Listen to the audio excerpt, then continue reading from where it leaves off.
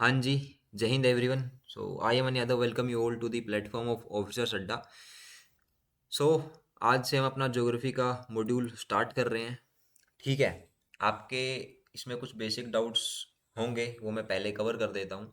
Basic doubt in the sense कि NDA के लिए पढ़ सकते हैं या नहीं पढ़ सकते, सीडीएस के लिए पढ़ सकते हैं या नहीं पढ़ सकते, सीएपीएफ के लिए पढ़ सकते हैं या नहीं पढ़ सकते, ठीक है, या एसएससी के लिए, या जो भी कोई भी एग्ज़ाम हो। मेन थिंग इज़ डेट जिस भी एग्ज़ाम में भाई ज्योग्राफी पूछी जाती है, ठीक है, आप for sure easily question tackle कर लोगे। ठीक है, इसमें 6th to 12th सारी एनसीईआरटीज को फॉलो करते हुए ये मॉड्यूल हम कंप्लीट करेंगे। इसमें एडिशनल आपको कुछ चीज़ें नहीं पढ़नी है। ठीक है, आपका एक डाउट ये भी रहेगा कि लेक्चर देखने के बाद क्या हमको एनसीईआरटी पढ़नी पड़ेगी। सो मैं बोलूँगा भाई नहीं पढ़नी पड़ेगी, बिकॉज इस मॉड्यूल में, इस ज्योग्राफी के मॉड्यूल में हम हर एक चीज़ एकदम जीरो से कवर करेंगे। अब इसमें एडिशनल बुक जो सोर्स काफ़ी लोग यूज़ करते हैं जीसी लियों का, सो आपको किसी अदर सोर्स की नीड नहीं है। इसमें हम हर एक चीज़ को प्रॉपर बेस लेवल से करते चलेंगे। ठीक है, जो भी डाटा, जो भी फैक्ट्स होगा, सब आपको इसी में मिल जाएगा। चीज़ें क्लियर हैं? सो आओ भाई स्टार्ट करते हैं। तो देखो, फर्दर प्रोसीड करने से पहले, ज्योग्राफी स्टार्ट करने से पहले, सबसे पहले भाई आप उसके बारे में जानोगे कि भाई उसके अंदर क्या है। ठीक है, वो किस किस चीज से बना है। ठीक है, अगर बना है तो उसके सोर्सेज क्या हैं। समझे बात को? अब मैंने टॉपिक लिखा है इंटीरियर ऑफ अर्थ। अब इस इंटीरियर ऑफ अर्थ के भी मेरे भाई सोर्सेज होते हैं दो। ठीक है, इसमें एक तो होता है आपका डायरेक्ट सोर्स एंड एक होता है आपका इनडायरेक्ट सोर्स। अब आपका डाउट ये बनेगा कि भाई डायरेक्ट सोर्स का मतलब क्या होता है, इनडायरेक्ट सोर्स का मतलब क्या होता है। सो डायरेक्ट सोर्स का मतलब वो है जिस पे आप थोड़ी रिसर्च कर पाओ। ठीक है, उस पे अपना एनालिसिस कर पाओ। ठीक है, चीजें क्लियर हैं? एंड इनडायरेक्ट सोर्स क्या है, जिस पे सिर्फ और सिर्फ आप एक अनुमान लगा सको। ठीक है, आप उसको उस लेवल पे एनालाइज नहीं कर सकते। चीजें क्लियर है? अब आपका जो डायरेक्ट सोर्स है, इससे आपका CDS 1 2014 में डायरेक्ट क्वेश्चन पूछा हुआ है। ठीक है, मींस इंपॉर्टेंट तो हो गया अगर क्वेश्चन पूछा है तो। ठीक है जी, तो इसका जो पहला सोर्स है डायरेक्ट में, वो आता है आपका माइनिंग। ठीक है, दूसरा आपका जो डायरेक्ट सोर्स आता है वो आता है वोल्केनिक इरप्शन। चीजें क्लियर है? अब आप पूछोगे कि जो माइनिंग है, ठीक है, अब ऐसा तो पॉसिबल है नहीं, जो आपका अर्थ का रेडियस है बेसिकली। ठीक है, आप उसको कंप्लीट डेप्थ में जाके उसको भाई खोदने लग जाओ। अब अर्थ का रेडियस है कितना? वो है 6370 किलोमीटर। ठीक है, अब ये तो पॉसिबल नहीं है ना कि भाई आप यहाँ तक कंप्लीट खुदाई करो। पॉसिबल नहीं है। तो इसका एक डायरेक्ट क्वेश्चन भाई यहाँ से पूछा गया था। वो क्या था कि डीपेस्ट ड्रिल अब तक की हुई है वो कितनी हुई है? तो वो थी भाई आपकी 12 किलोमीटर। कहाँ पे हुई थी? ये हुई थी आपकी आर्कटिक ओशन। ठीक है, क्लियर हुआ? चलिए जी, अब आ जाता है आपका थोड़ा सा वोल्केनिक इरप्शन का। ठीक है जी, अब वोल्केनिक इरप्शन को देखते हैं। देखो, अब आप बोलोगे कि यार वोल्केनिक इरप्शन डायरेक्ट सोर्स कैसे हो सकता है, बिकॉज वोल्केनो तो अंदर से फट रहा है। ठीक है, अब मेन थिंग इज डेट जो लावा है, ठीक है, लावा आपको पता है कहाँ आ रहा है? बाहर आ रहा है। ठीक है, अब ये जो लावा बाहर आ रहा है, आप उसको उठा के भाई स्टडी कर सकते हो ना। एंड मैंने स्टार्टिंग में क्या बताया था? जिस पे आप अपना एनालिसिस कर सकते हो, जिस पे आप उस पे रिसर्च कर सकते हो। ठीक है, अब समझ में आया कि वोल्केनिक इरप्शन है वो डायरेक्ट सोर्स क्यों है। समझ में आई चीजें? ठीक है। Also we can say it is difficult to ascertain the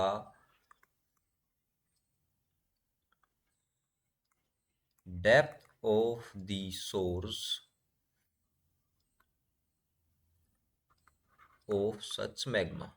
just जो मैंने समझाया है ये आपकी एनसीईआरटी में इस सेंस में लिखा है। चीजें क्लियर है? बिल्कुल क्लियर है। अब आ जाते हैं भाई थोड़ा आपका इनडायरेक्ट सोर्स पे। ठीक है। अब देखो इनडायरेक्ट सोर्स क्या होता है, इस पे आपका क्वेश्चन पूछा गया है भाई सीडीएस 2011। सीएपीएफ के भी डोमेन में अपन घुसेंगे भाई, ठीक है। जस्ट अभी सुनते जाओ कि मैं क्या क्या आपको समझाना चाह रहा हूँ। अब इनडायरेक्ट सोर्सेज में देखो भाई, इसको स्टार्ट करने से पहले आप एक चीज गांठ बांध लो कि टेम्परेचर, आपका प्रेशर प्लस आपकी डेंसिटी। ठीक है। अब आप बोलोगे ये तो आपने लिखवा दिया, अब ये लिखवाया है तो क्यों लिखवाया है, तो वो सुनिए भाई। ये जितना डेप्थ में जाओगे, ठीक है, ये आपकी इंक्रीज होगी,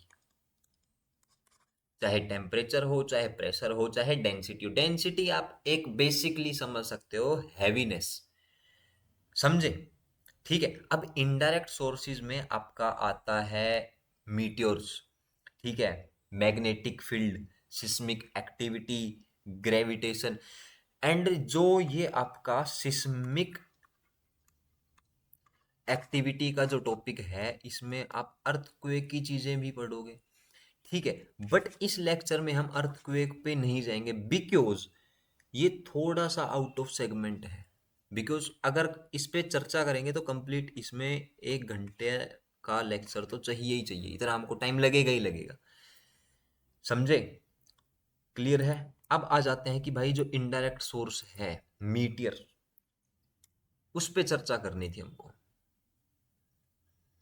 अब देखो मैं थोड़ा सा आपको एक रफ आइडिया दे देता हूं कि मीटियर्स हैं वो क्या है। आपको पता है कि स्पेस में बहुत सारे छोटे छोटे क्या हैं भाई, रॉक्स हैं, और क्या है आपकी metallic, we can say metallic pieces हैं, ठीक है। और ये फिर बेसिकली करते क्या हैं ये भाई घूमते रहते हैं, घूमते रहते हैं, ठीक है। और इन्हें जनरली फिर अपन क्या बोल देते हैं,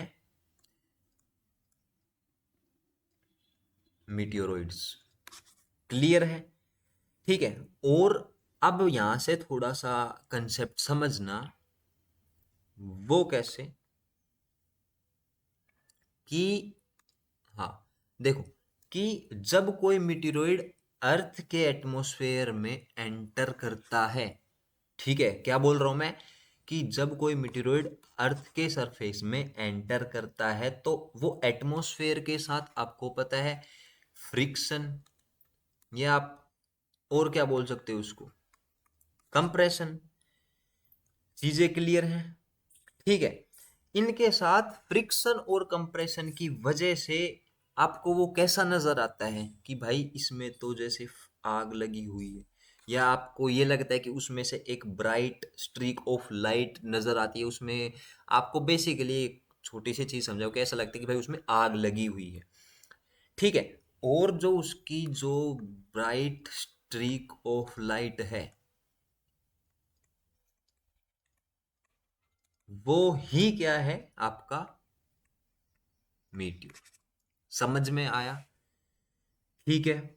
मतलब जो मीटियोरॉइड है, ठीक है, वो स्पेस में घूम रहा छोटा मेटेलिक बॉडी है, ठीक है। मीटियर क्या है, जब वही बॉडी एटमॉस्फेयर में एंटर करके ब्राइट स्ट्रीक बनाए या बना रही हो। चीजें क्लियर हैं? ठीक है जी। आपको अब इतना तो पता लगे कि मीटियर एक रॉक है, ठीक है। और इसको कहीं ना कहीं क्या कर पा रहे हैं आप, एनालाइज भी कर पा रहे हैं, ठीक है। अब आप बोलोगे कि फिर अगर हम उसको अगर एनालिसिस कर पा रहे हैं तो फिर ये डायरेक्ट सोर्स में क्यों नहीं है? The thing is that indirect source में क्यों है? बिकॉज अर्थ के अंदर से ये डायरेक्टली थोड़ी निकला है।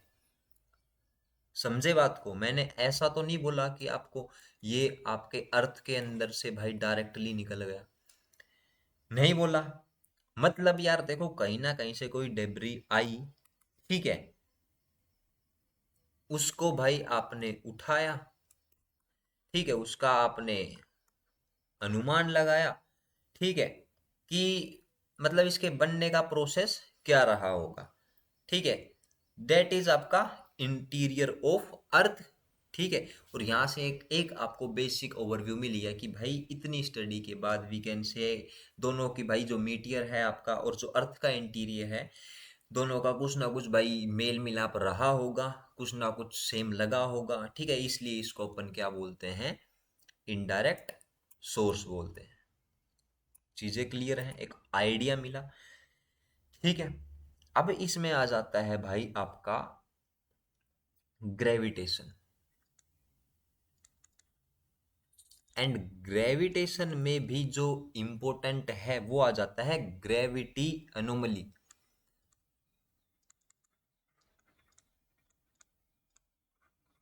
ठीक है, अब आप इसको समझो कि भाई ये क्या है।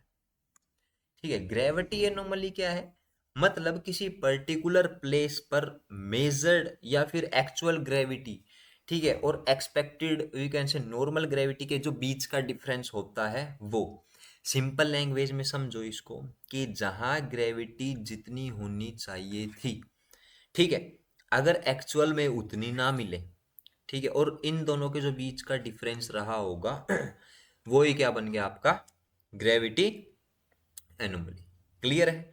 मान लो किसी लोकेशन पर कैलकुलेशन के अकॉर्डिंग एक्सपेक्टेड जो ग्रेविटी है वो आपकी 9.8 मीटर पर सेकंड स्क्वायर है, ठीक है, लेकिन इंस्ट्रूमेंट से मिला आपको 9.7 मीटर पर सेकंड स्क्वायर, ठीक है। इनका डिफरेंस कितना आया? 0.1 माइनस में मीटर पर सेकंड स्क्वायर, ठीक है। सो ये क्या शो कर रहा है? ये negative gravity of anomaly show कर रहा है, ठीक है। समझ में आया? अब आप बोलोगे कि अर्थ के इंटीरियर से इसका कनेक्शन कैसे है? तो देखो, ग्रेविटी एनोमली आपको पता है, या तो आपकी अंडरग्राउंड रॉक्स या फिर मटेरियल की जो डेंसिटी है, ठीक है, इनका क्या देता है? एक क्लू देता है ना। यानी कि क्या मिल रही है? अर्थ की हमको इंफॉर्मेशन ही तो मिल रही है एट द एंड, समझे। और डेंस या हैवी मटेरियल होगा तो आपको पता है जो ग्रेविटी है वो रिलेटिवली हाइयर रहेगी, और एनोमली आपकी कैसी रहेगी? पॉजिटिव, ठीक है। आपका मटेरियल आपको लग रहा है कि भाई ये तो लेस डेंस है, ठीक है जी, देन लेस डेंस का आप चक्कर छोड़ आप इसको क्या बोल सकते हो कि कोई लाइटर रॉक है, ठीक है, तो उसकी ग्रेविटी रिलेटिवली क्या है भाई? लो है, ठीक है। और अगर ग्रेविटी लो है तो उसकी एनोमली कैसी होगी भाई? नेगेटिव होगी। इससे आप क्या कंक्लूजन निकाल सकते हो? जो मैंने अभी पॉजिटिव नेगेटिव बोला कि positive anomaly equal to more density and that is equal to more gravity. समझ में आया? नेक्स्ट आ जाता है आपका नेगेटिव एनोमली, ठीक है। मतलब डेंसिटी क्या है आपकी? कम है, ठीक है, यानी कि ग्रेविटी आपकी कम है। समझ में आया? यानी ग्रेविटी एनोमली को, अर्थ के हिडन इंटीरियर को इनडायरेक्ट स्टडी करने का क्या समझा गया है? यहां से टूल समझा गया है। यहां से आपको एक बेसिक ओवरव्यू मिल गया, ठीक है। एंड जो अर्थक्वेक का पार्ट है वो मैं आपको बता चुका हूँ, ठीक है। वो अपने अपने आप में ही एक कंप्लीट डोमेन है, ठीक है, तो उसको एट प्रेजेंट हम कवर नहीं कर रहे हैं। अर्थक्वेक हो गया, आपको वोल्केनिक इरप्शन हो गया, वोल्केनो की जो चीजें हो गई वो हम अपनी नेक्स्ट लेक्चर में कवर करेंगे, ठीक है। अब इसमें आ जाता है, मैंने आपको बताया कि भाई जी आप समझ गए भाई 9.8, वो आप मतलब एक ओवरव्यू आपको मिल चुका है, ठीक है। अब यहाँ से आप क्या कह सकते हो कि ग्रेविटेशनल जो फोर्स है आपका जी है is not the same at different latitudes on the surface, means the distance from the center at the equator being greater than that at the poles। इसका आप रिलेशन समझो इस फॉर्मूले से, समझे कि जो आपका आर डिक्रीज करेगा तो आपका जी इंक्रीज करेगा, ठीक है। आर आपका इंक्रीज करेगा तो बेसिकली आपका जो जी है वो डिक्रीज करेगा। आर बेसिकली क्या है, डिस्टेंस है। मैंने अभी अभी क्या बोला भाई आपको, लिख लो इसको, the distance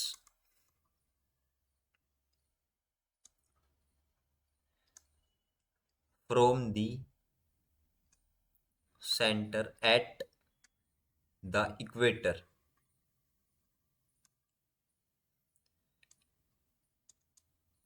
being greater than that at the poles, मतलब greater near the poles and less at the equator. Basically आप इतना समझो, एक ओवरव्यू मिल गया, आइडिया मिल गया, ठीक है जी।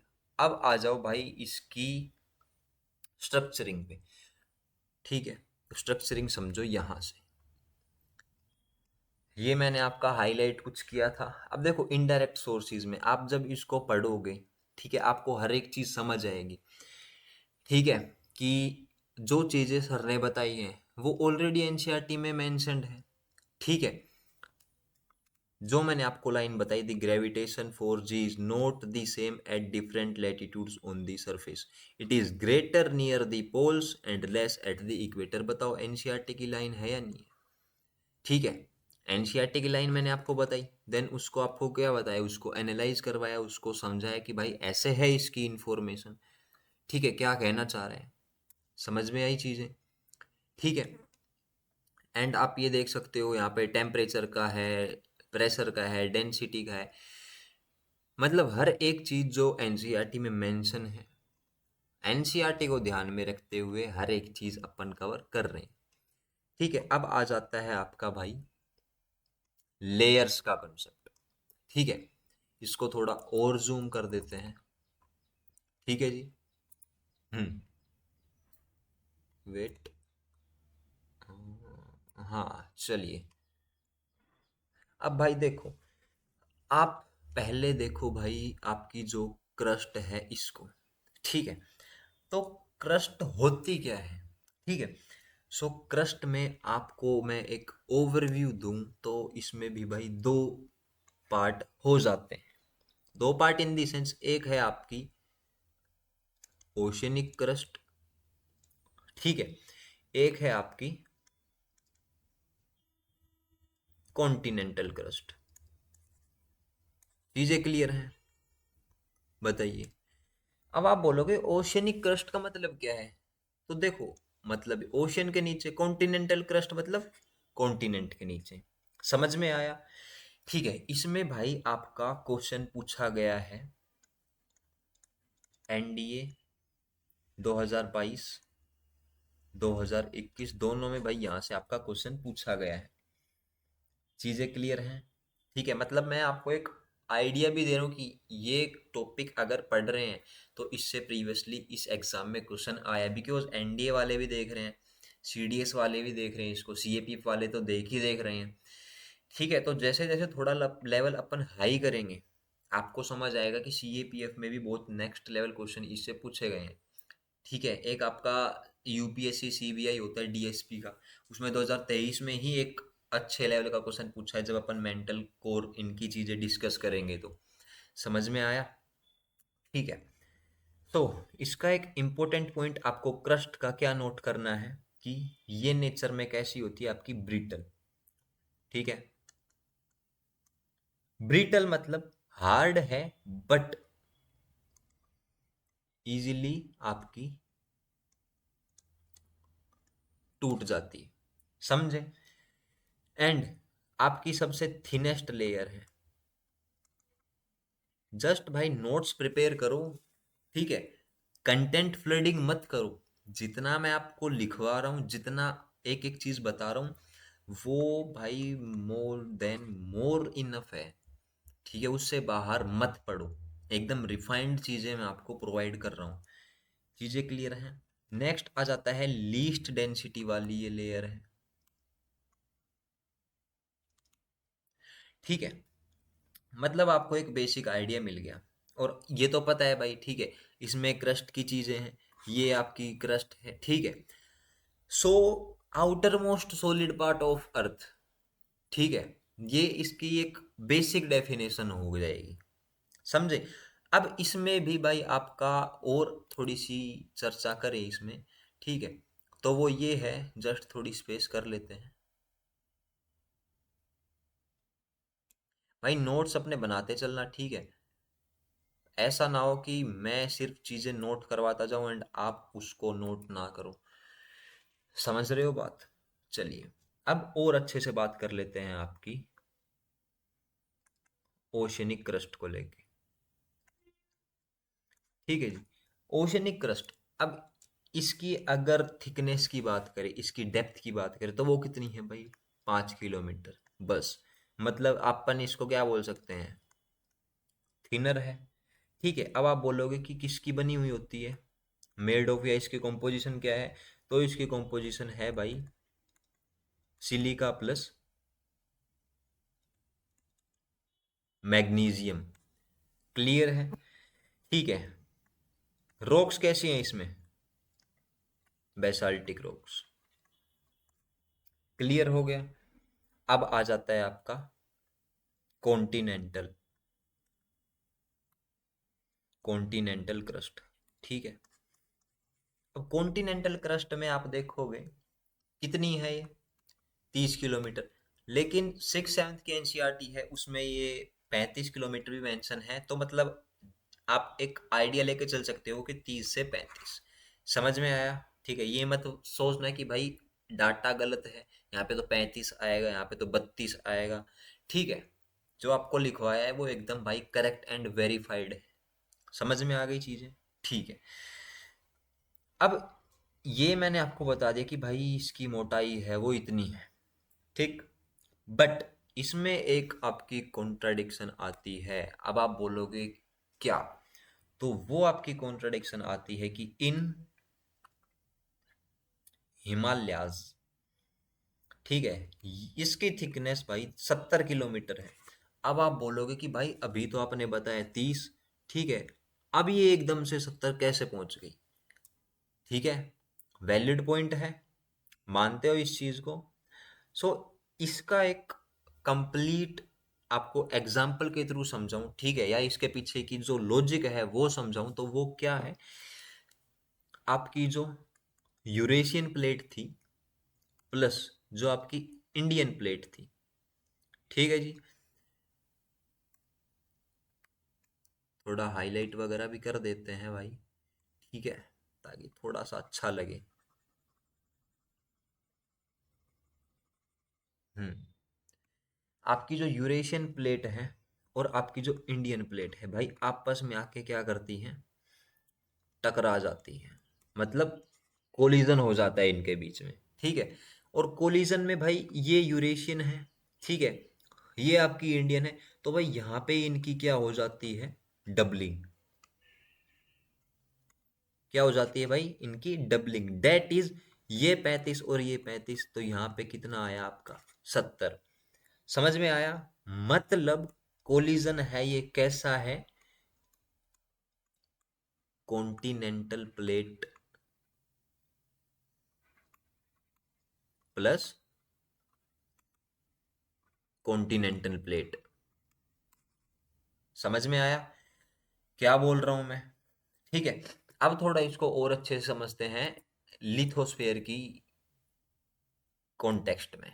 ठीक है, बिकॉज लिथोस्फेयर को लेके भी आप लोगों के डाउट रहते हैं कि लिथोस्फेयर है, ठीक है, तो लिथोस्फेयर है क्या? ठीक है, अभी जस्ट थोड़ा स्पेस बना लेते हैं, देन लिथोस्फेयर को भी पढ़ते हैं।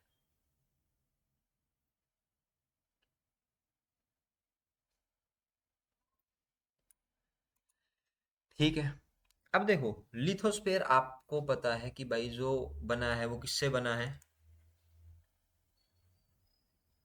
आपका लिथोस्फेयर किससे बना है? Crust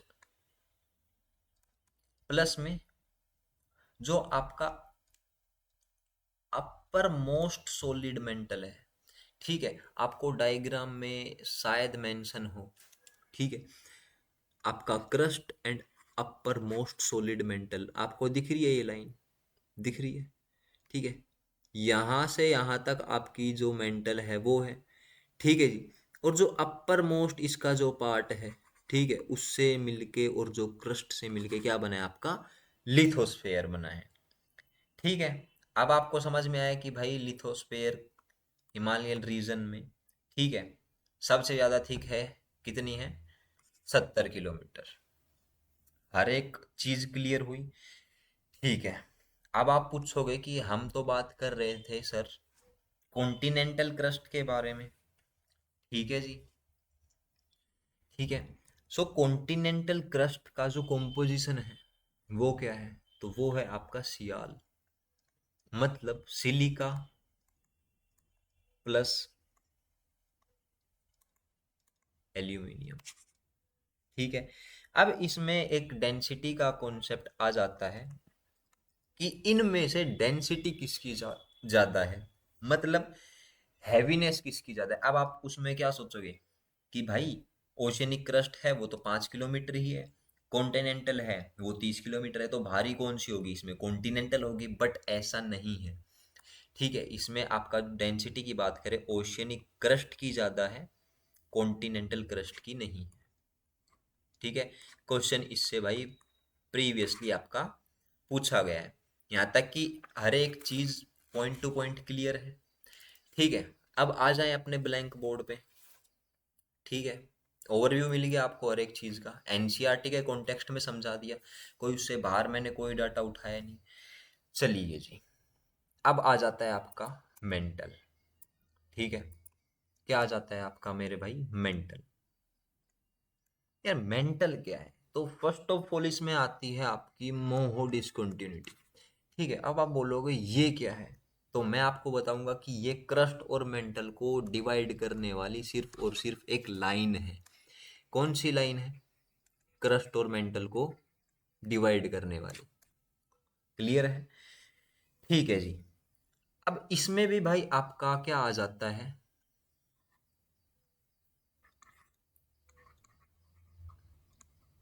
upper mantle. दूसरा क्या आ जाता है? Lower mental. ठीक है, समझ में आई चीजें? अब आपको और अच्छे से समझाते हैं इसमें कि जो अपर मेंटल की चीजें हैं, ठीक है, इसमें भाई सबसे पहले आप समझो एस्थेनोस्फेयर को। अब जो एस्थेनो है, इस वर्ड का मतलब पता है क्या है? इस वर्ड का मतलब है भाई आपका वीक। ठीक है, और जस्ट इसका एक अनुमान लगाया गया है, एक कंसीडर किया गया है कि भाई ये 400 किलोमीटर तक इसका क्या है? एक्सटेंशन है। ठीक है, बट एक क्वेश्चन इस पे ये बना हुआ है कि क्या एस्थेनोस्फेयर लिथोस्फेयर का पार्ट है? ठीक है, तो इसमें आप बोलोगे no, it's not a part of lithosphere. ये क्वेश्चन आपका बता दूं मैं, यूपीएससी सीबीआई 2023 में पूछा गया है। हवा में बातें नहीं कर रहा भाई, जस्ट आप क्वेश्चन पेपर उठाना। ठीक है, पता लग जाएगा कि क्वेश्चन पूछा है या नहीं पूछा। एंड इसमें से कई फैक्ट्स आपको ऐसे मिलेंगे जो एनसीईआरटी में मेंशन नहीं है। ठीक है, मैं आपको पहले ही बता चुका हूँ। समझ में आया? अब इसमें जो चीजें आती हैं, आपको एक आइडिया होना चाहिए कि भाई क्रस्ट है वो कितना कवर कर रही है, मेंटल कितना कवर कर रही है। ठीक है, और जो आपकी कोर है वो कितना कवर कर रही है। सो क्रस्ट की अगर अपन बात करें ना, तो वो ओवरऑल यानी कि forms only 1% of the volume of earth. ठीक है,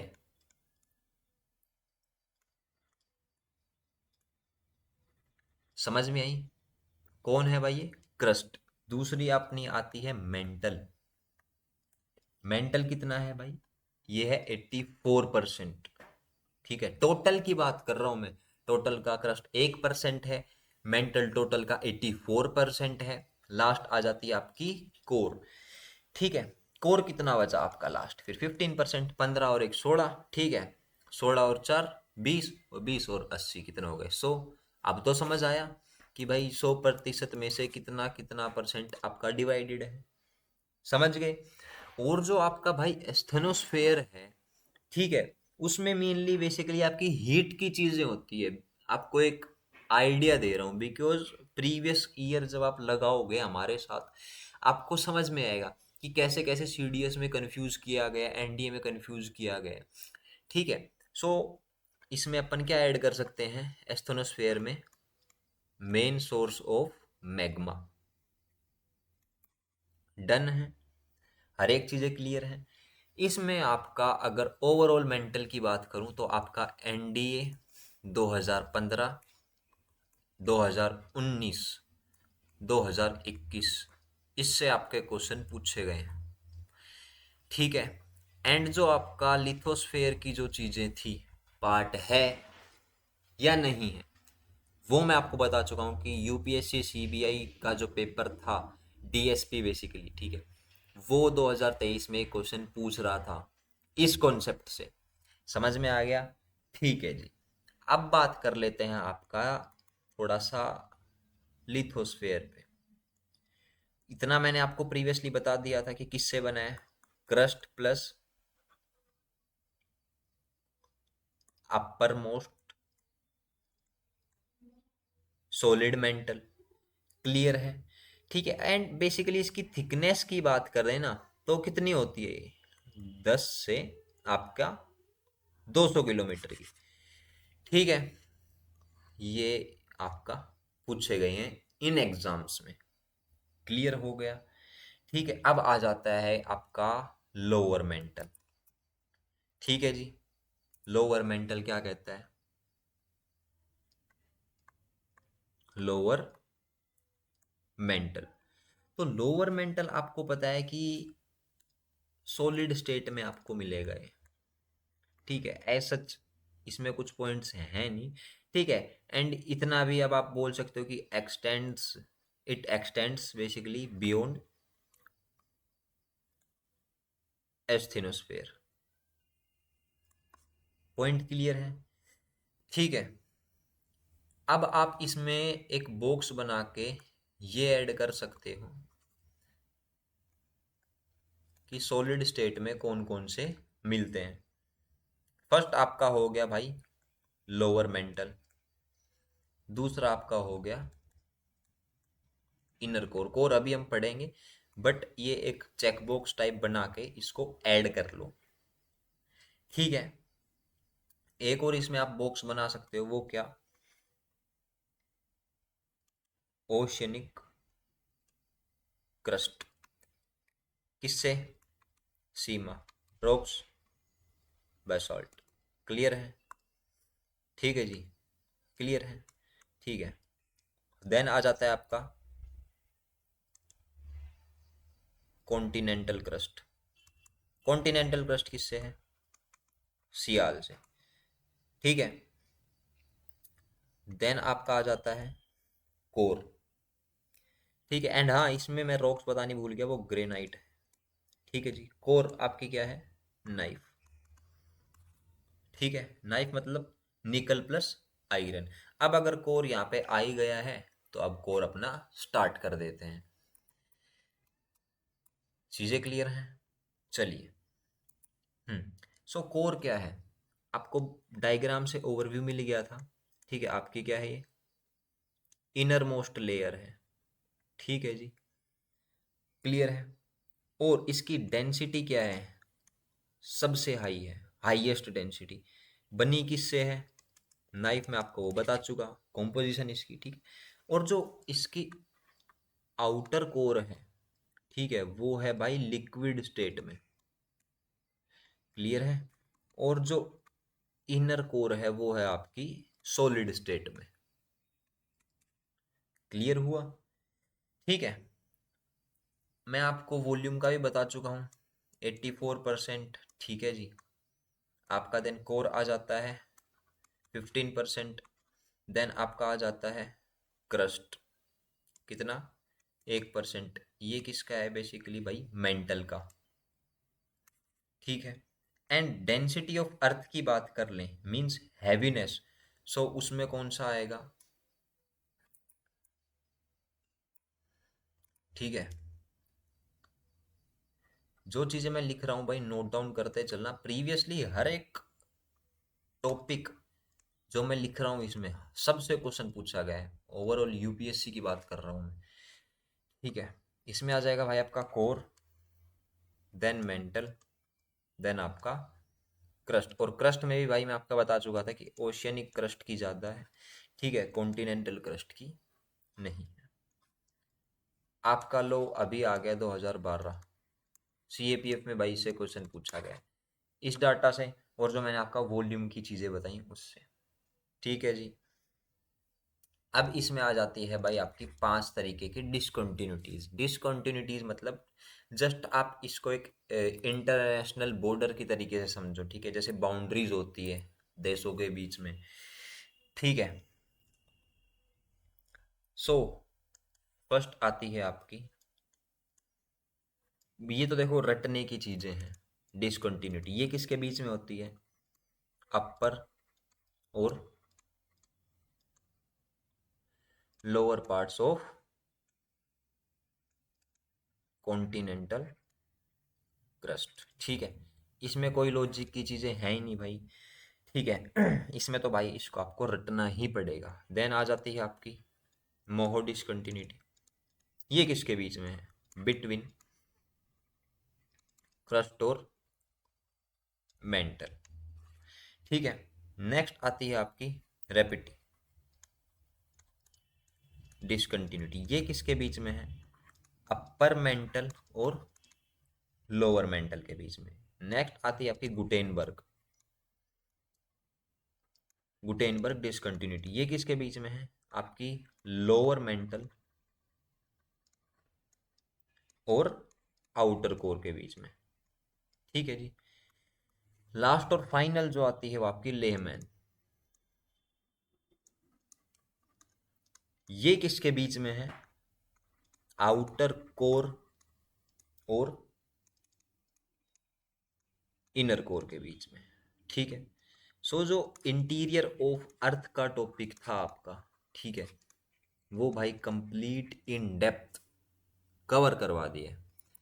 ठीक है, अब आपका फर्स्ट और फॉरमोस्ट जो काम होना चाहिए वो क्या होना चाहिए कि अब आप जाके एनडीए, सीडीएस, सीएपीएफ, इन 3 एग्जाम्स के क्या सोल्व करोगे? पीवाईक्यूज। ठीक है, रिवीजन का मेथड आपका क्या होना चाहिए? Active recalling. अब आप बोलोगे एक्टिव रिकॉलिंग क्या होती है? एक्टिव रिकॉलिंग मींस कि जितना आपने अभी पढ़ा है, ठीक है, वो उसमें से आपको कितना याद हुआ कितना नहीं हुआ। ठीक है, जस्ट आंखें बंद कर लो, ठीक है, कहाँ से चीजें स्टार्ट हुई थी हमारी, ठीक है जी, और हमने कंक्लूड कहाँ पे की है। ठीक है, डिसकंटिन्यूटीज मैंने आपको बताई, कॉनराड हो गई, मोहो हो गई, गुटेनबर्ग हो गई, या जो भी है। ठीक है, उनको जस्ट आप रिकॉल करो, रिकॉल एक्टिवली रिकॉल करो आप उसको भाई, एक रफ हैंड से, ठीक है, रनिंग हैंड से आप उसको पेन पेपर पे भी लिख सकते हो। ठीक है, मैं तो यही करता था भाई अपने टाइम में, मेरे को ये बेस्ट मेथड लगता है एक्टिव रिकॉलिंग का। चीज़ें क्लियर हैं?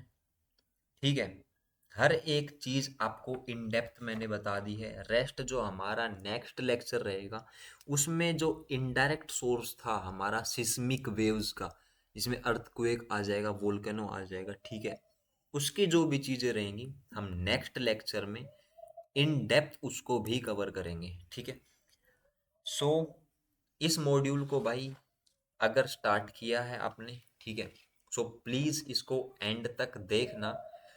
ठीक है, जितने भी इसके लेक्चर्स होंगे 50, 60, 65, जितने भी लेक्चर इसके बनेंगे, हर एक लेक्चर को डीपली एनालाइज करना। मैंने जो जो चीज़ें आपको बताई हैं उनको पॉइंट टू पॉइंट नोट करते जाना, थ्योरी फ्लडिंग मत करना। ठीक है, मैंने कोई भी थ्योरी फ्लडिंग आपकी नहीं करवाई है, हर एक चीज़ को पॉइंटर्स में कवर करवाया है। समझ में आया? ठीक है, ये आपका मैंने आइडिया आपको यहाँ से दे दिया था भाई, आपका एनसीईआरटी से। ठीक है, कि एनसीईआरटी इम्पोर्टेंट है तो क्यों है। अब आप इसमें क्रस्ट को पढ़ने जाओगे, ठीक है, आपको सेम डेटा दिखेगा। ठीक है, ओशनिक क्रस्ट कितनी बताई थी? 5 बताई थी। कॉन्टिनेंटल क्रस्ट कितनी थी? 30 थी। ठीक है, it is as much as 70 kilometre thick in the Himalayan region. अब मेन थिंग इज डेट इसका कोई जेन्युइन रीजन दे। ठीक है, इसको बोलते हैं काफी टीचर स्पेसिफिक की वजह से, बट इन एक्चुअल ऐसा नहीं है। मैंने अगर आपको कोई चीज़ बताई है तो फॉर श्योर वो 110% वेरीफाइड और करेक्ट है। ठीक है, उसके ऊपर कोई विचार विमर्श करने की भाई आपको फर्दर ज़रूरत नहीं है। समझ में आया? हाँ, एक मेंटल में ये पॉइंट आप ऐड कर लेना कि mantle extends from Moho continuity to a depth of 2900 kilometre. ये मेरे माइंड से पॉइंट स्किप हो गया था। ठीक है जी। और ये मैं आपको बता चुका हूँ, upper portion of the mental is called asthenosphere. मतलब हर एक डेटा आपका एनसीईआरटी से ही मिलेगा। समझ में आया? अगर फिर भी आपका मन नहीं मानता है, ठीक है, आपको फिर भी एनसीईआरटी रीड करनी है, तो फॉर श्योर आप कर सकते हो। वरना मैं तो ये कहूँगा कि भाई लेक्चर देखने के बाद अगर आप एनसीईआरटी रीड करते हो तो जस्ट आपका टाइम वेस्ट है। ठीक है, ऐसी ऐसी एडिशनल बुक्स हैं इसमें कि शायद आपने वो सुनी ना हो, but as of now it's totally fine. ठीक है, टाइम वेस्ट करने से अच्छा है अपने मॉड्यूल को कंप्लीट करो, नोट्स बनाओ एंड उसको रिवाइज करो। Main thing is that consistency maintain करना एंड तक। So that's all from my side. ठीक है भाई, मिलते हैं आपसे फिर नेक्स्ट लेक्चर में। फर्दर आपका इस लेक्चर को लेके कोई डाउट रहता है कमेंट करना। ठीक है, ख्याल रखो मेरे भाई। जय हिंद।